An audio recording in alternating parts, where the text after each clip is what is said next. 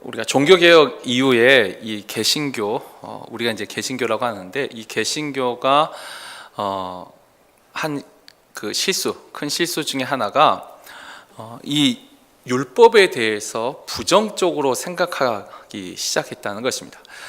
그래서 우리가 이제 율법 하면은 이 구약의 전유물이라고 하죠. 구약에만 해당되는 말이고, 신약, 새 언약 시대는 우리가 복음, 그러니까 율법과 복음을 구별하면서 율법은 옛 것이고 또 그 구약에나 적용되는 것이고, 그래서 이걸 부정적으로 보게 된 것이죠. 그래서 우리가 정확하게 말하면 율법주의를 부정적으로 봐야 되는데, 이제 율법 자체를 이렇게 부정적으로 본 것이 이 종교개혁 이후 개신교가 한 큰 실수 중에 하나라고 이제는 그 많은 신학자들도 이것을 인정을 하죠. 사실 율법 이 단어 자체가 결코 나쁘지 않습니다. 하나님이 주신 계명이고, 이것도 분명히 하나님이 직접 주신 거예요. 그리고 이 율법이 결국 뭐냐면 하나님의 자녀들이 이 땅에서 살아갈 때 살아가는 삶의 태도를 우리가 율법이라고 하지요. 근데 중요한 것은 이 율법이 나쁜 것이 아니고, 예수님이 이 땅에 오셔서 또 사도 바울이 이제 비판했던 것은 이 율법을 잘못 해석했다는 거죠. 율법 자체가 나쁜 게 아니고, 율법을 너희가 잘못 해석하고 그것을 해석한 다음에 잘못 적용한 것을 비판한 것이지, 이 하나님의 율법도 분명히 하나님의 계명이라고, 오늘 우리가 읽었던 마태복음 5장 17절에도 나왔죠. 천지가 없어질지라도 그 5장 17절에 보면 내가 폐하러 온 것이 아니라 오히려 완전하게 하려 함이고, 또 천지가 없어지기 전에는 율법의 1.1획도 다 결코 없어지지 아니하고 다 이루리라. 주님이 분명히 이 율법을 하나님의 말씀으로 이것을 온전케 하는 것이 진짜 하나님의 뜻이라고 분명히 말씀을 하셨습니다. 그런데 이제 예수님 당시 유대인들과 또 오늘날 지금 우리들도 문제는 이 율법을 아까 말씀드렸듯이 잘못 해석하고 잘못 적용한다는 것이죠. 그래서 우리가 이제 복음서를 잘 보면은 주님이 하나님의 계명과 이 사람들의 전통, 특별히 이제 또 다른 이제 장로들의 유전이라는 말로 번역이 되는데, 이 사람들이 세운 전통과 하나님의 계명을 분명히 구분하십니다. 복음서에 보면 제자와 무리라는 단어도 구분을 하시고, 이 율법에 있어서도 하나님의 계명과 사람의 유전, 장로들의 유전, 사람의 전통, 이것을 분명히 구분을 하시죠. 그리고 오늘 이 마태복음 우리가 읽었던 5장이 바로 산상수훈의 첫 서두인데, 이 산상수훈 자체가 신약의 율법서입니다. 그래서 신약에서 이 하나님 주님께서 직접 이 율법을 다시 해석해 주시고 다시 적용, 전체 율법을 다 하지 않으셨어요. 그 중에 몇 개를 너희가 이렇게 율법을 해석했어야 되고 이렇게 적용했어야 된다라고 이제 가르쳐 주신 것이죠. 그리고 분명히 그 18절 19절에도 말했듯이 이 율법을 행하고 가르치는 자가 천국에서 또 크다 일컬음을 받으리라. 그러니까 이 율법을 행해야 되고 또 가르치는 것이 분명히 필요하고, 주님도 그렇게 하셨죠. 그래서 오늘부터 우리가 이제 비금을 시작하기 전, 또 비금을 시작한 후까지, 오늘 하던 연말까지 이 율법에 정말 많은 율법이 있는데, 그 중에 특별히 이제 이 레위기 19장을 우리가 계속 말씀 하나씩을 우리가 이제 이 금요일에 묵상을 하려고 합니다. 이 19장 전체 그 많은 율법 중에 이 19장 전체에 특별히 우리가 세상을 살아가는 방식이 잠언같이 기록이 되어 있는데, 이 말씀이 도대체 우리에게 무엇을 가르쳐주고 있고 어떻게 율법을 해석하고 어떻게 적용해야 되는지 우리에게 분명히 좋은 기준을 세워주리라 생각을 합니다. 오늘 이제 우리가 읽은 그 레위기 19장 1절에서 4절은 이 19장 율법의 이제 서두가 됩니다. 이 서두를 보면 2절에 이 율법이 가지고 있는 성격을 분명히 말하죠. 자, 너는 이스라엘 자손 온 회중에 말하 이르라 너희는 거룩하라. 너희는 거룩하라. 이는 나 여호와 너희 하나님이 거룩함이니라. 이 너희는 거룩하라라는 것이 일단은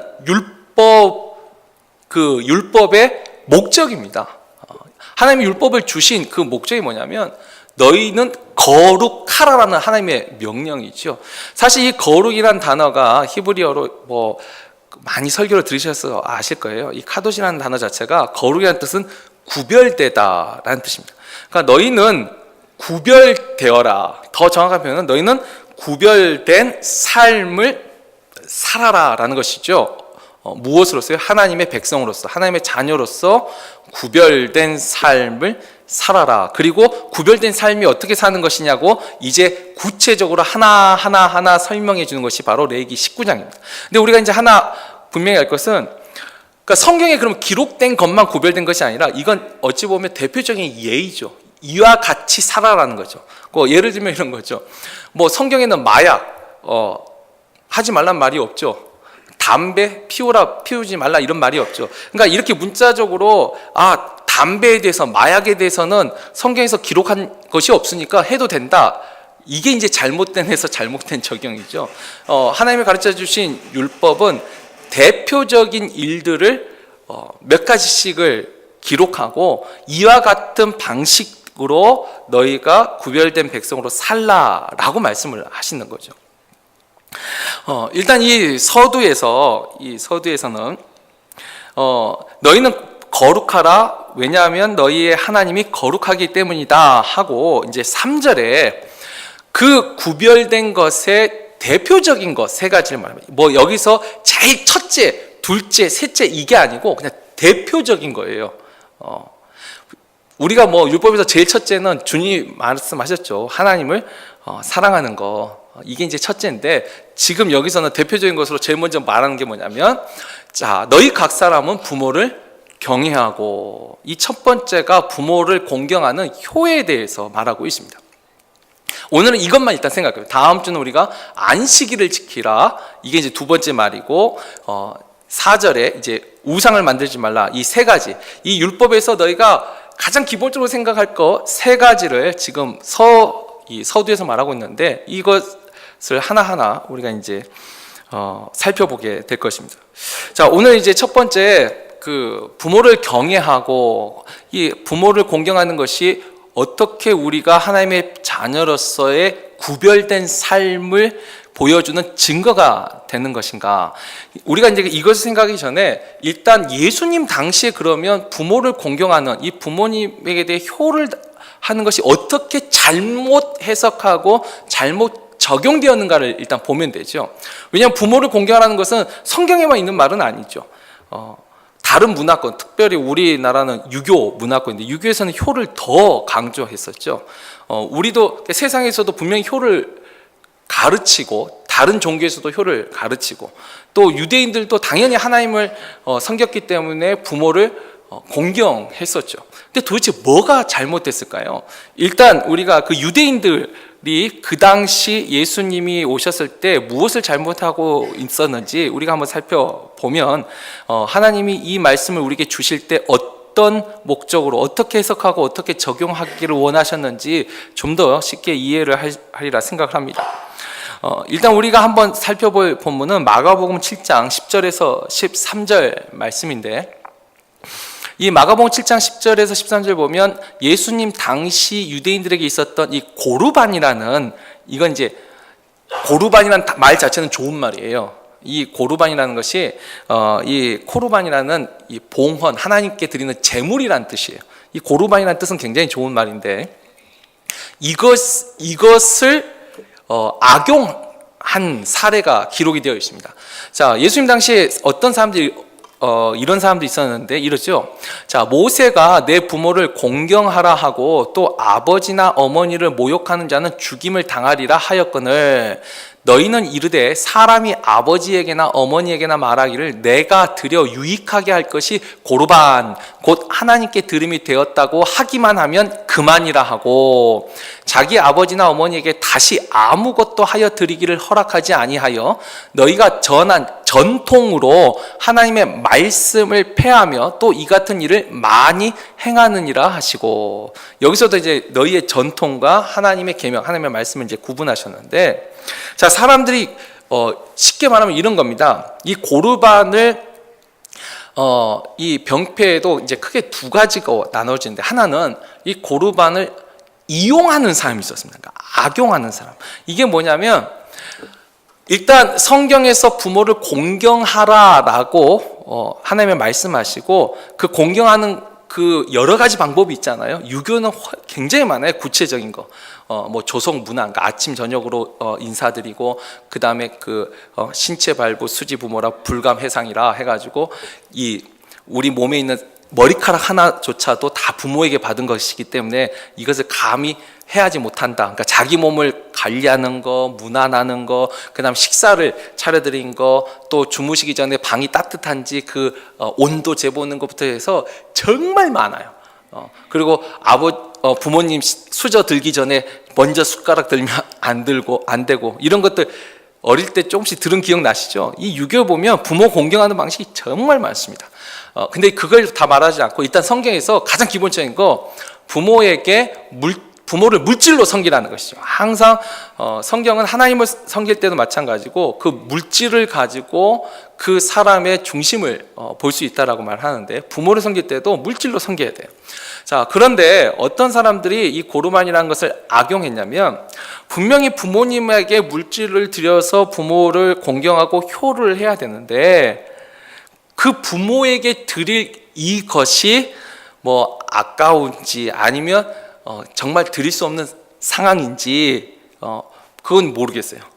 그 상황은 모르겠지만 중요한 건 부모에게 주지 않으면서 뭐라고 핑계를 대냐면, 나는 지금 나의 물질을 하나님께 이것을 드립니다. 나는 고르반 하나님께 드리려고, 물질을 하나님께 드리려고 하니까 부모님에게 드릴 것이 없다라고 핑계를 대는 거죠. 그러니까 부모를 공경해야 되는데, 나는 지금 하나님을 섬기는 것을 제 우선으로 생각합니다. 얼핏 보면 굉장히 신앙적이고 좋아 보이는데, 아까 이건 악용한 사람이 있습니다.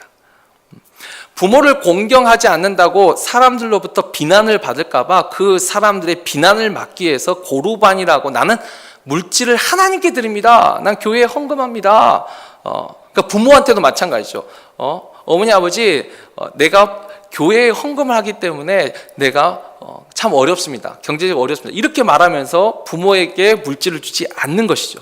근데 이걸 아까 악용, 이거 뭐냐면 교회에도 하지 않아요. 하나님께 드리지도 않으면서 다른 사람들에게 나는 하나님께 드리기 위해서 부모님께 못 드렸다, 이렇게 그냥 핑계를 대는 이런 종류가 한 사람이 있었고, 또 한 종류는 진짜로 하나님께 드려요.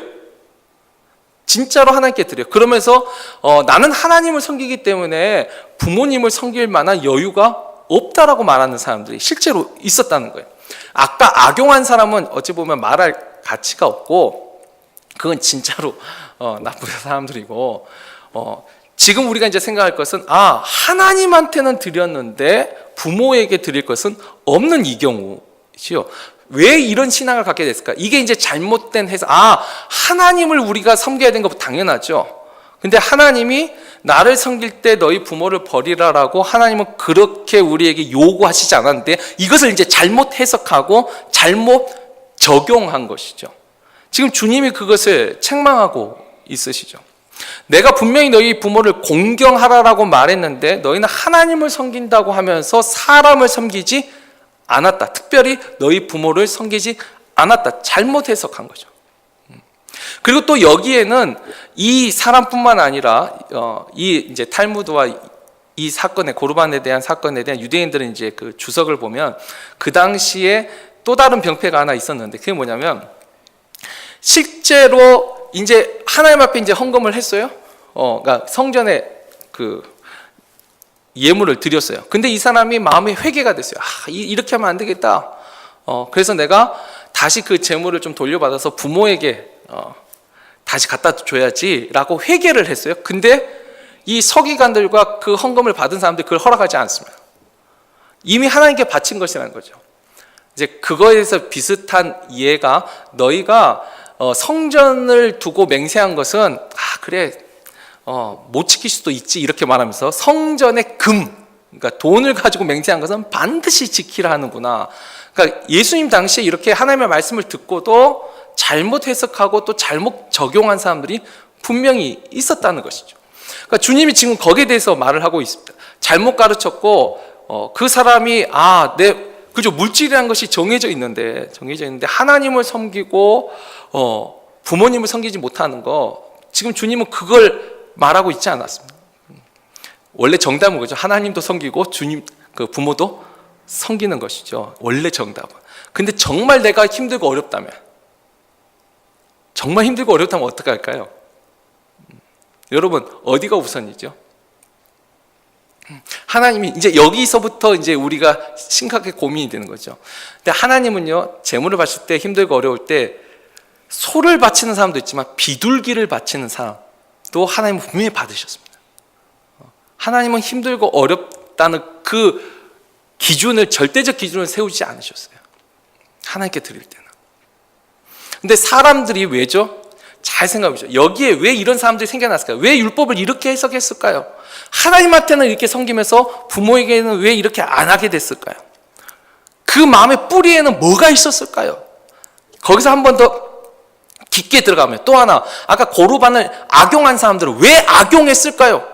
그냥 자기 부모한테 자기가 안 주면 그걸로 그만이에요. 근데 왜 고르반이라는 말을 했을까요? 그냥 말하지 않고 자기 부모 안 줘도 되는 거 아닌가요? 근데 왜 말을 했을까요? 그 뿌리가 뭐죠?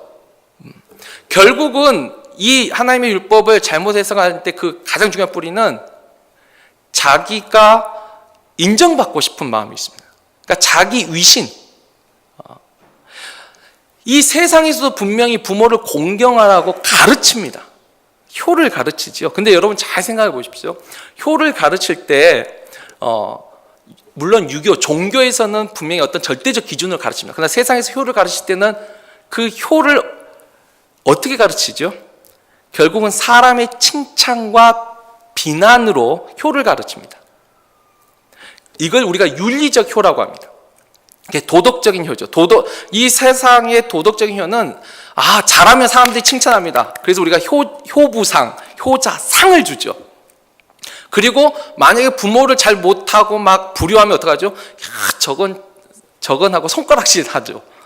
참 짐승만 또 못하다. 뭐 이렇게. 그러니까 이 사람의 칭찬과 비난으로 효를 가르치게 되어 있어요. 이게 윤리적 효입니다. 그러니까 이 고르반이라는 것을 악용한 사람은 그냥 자기가 부모를 물질로 안 섬겼어요. 그럼 그걸로 끝이어야 되는데 왜 그 앞에 나는 하나님께 드리기 위해서 내 부모를 못 섬긴다고 고르반이라고 왜 핑계를 댔을까요? 그건 자기가 비난받기 싫은 겁니다. 그리고 또 하나님께는 정확하게 말하면 성전이죠. 성전에는 드리면서 왜 부모에게는 못 드렸을까요? 부모에게 드린 것은 그렇게 큰 칭찬과 비난, 이것이 금방 오진 않지만 사람들 앞에서 이게 보이잖아요. 이게 이제 대표적인 실수가 이제 아나니와 삽비라, 물론 부모에게 한 건 아니지만 그들의 마음도 그게 있었죠. 사람으로부터 인정은 받고 싶고 칭찬은 받고 싶고 그런데 물질은 좀 아깝고. 바로 이 마음의 중심, 지금 주님이 말씀하신 너희가 율법을 잘못 해석하고 잘못 적용한 거, 그 중심에 결국 너희의 위신과 너희가 칭찬받고 너희가 비난받는 것, 그것을 지금 주님이 말씀하고 계신 것이죠. 하나님의 계명은 근데 뭐죠? 하나님이 우리에게 말씀하신 내 부모를 공경하라, 이건 우리가 아까 윤리적 효라는 표현을 썼는데 기독교의 효는 우리가 이것을 종교적 효라고 합니다. 이게 완전히 다릅니다. 종교적 효라는 것은 쉽게 말하면 이건 하나님의 명령과 약속 때문에 지키는 겁니다.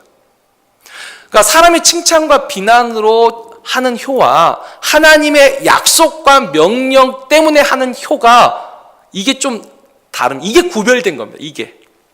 그래서 세상에서는 효자들, 효부들을 상 줘야 돼요.